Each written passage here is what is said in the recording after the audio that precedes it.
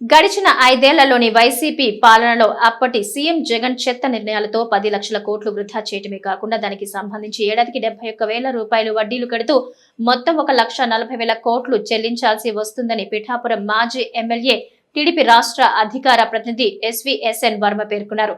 జగన్ అవగాహన లేని పాలన, నిధులు వృధాపై సీఎం చంద్రబాబు ప్రజలకు వివరించి చెప్పారన్నారు.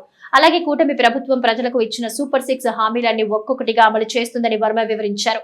కాకినాడలోని జిల్లా టీడీపీ కార్యాలయంలో వర్మ మీడియా సమావేశాన్ని నిర్వహించి సీఎం చంద్రబాబు రాష్ట్ర ఆర్థిక పరిస్థితిపై చెప్పిన విషయాలు వివరించారు.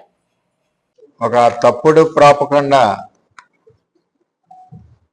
చంద్రబాబు నాయుడు గారి మీద పథకాలు ఇవ్వట్లేదు అని చెప్పి వైసీపీ వాళ్ళు ప్రాపకండా చేస్తా ఉన్నారు.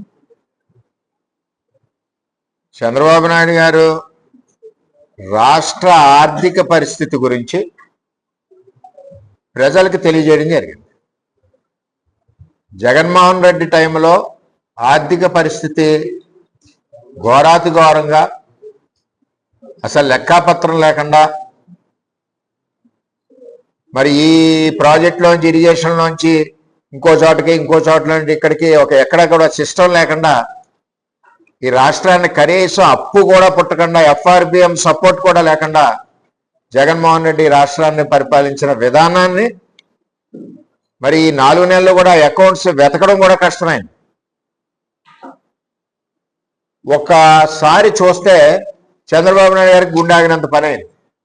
దాంట్లో భాగంగానే ప్రజలకి ఆంధ్రప్రదేశ్ రాష్ట్రం యొక్క ఆర్థిక పరిస్థితిని జగన్మోహన్ రెడ్డి ఏ విధంగా సర్వనాశనం చేసి చెప్పాడు అన్నది తెలియజేశారు చంద్రబాబు నాయుడు గారు. అది నిజంగా మెచ్చుకోవాల్సిన విషయం.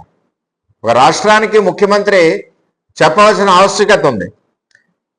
అప్పులు 10 లక్షల కోట్లు చేశాడు జగన్మోహన్ రెడ్డి. ఓన్లీ వడ్డీలే 71,000 కోట్లు కట్టాలి సంవత్సరానికి. చెల్లింపులు వచ్చేసరికి 1,40,000 కోట్లు. అసలు 71,000 కోట్లు కట్టాలి. చెల్లింపులు వచ్చేసరికి 1,40,000 వడ్డీలు అన్ని కలిపి. అంటే ఈ విధంగా రాష్ట్రం ఎక్కడ ఎంత దారుణంగా పాతాళలోకానికి తొక్కి జగన్మోహన్ రెడ్డి యొక్క దరిద్ర పరిపాలన ఎంత దారుణంగా చేశారన్నది ప్రజలకు వివరించారు. అదేవిధంగా ఫీజు రీఎంబర్స్మెంట్ అవ్వచ్చు, ఇరిగేషన్ కావచ్చు, ఇవ్వలసిన బకాయిలు 1,40,000 కోట్లు ఉన్నాయి.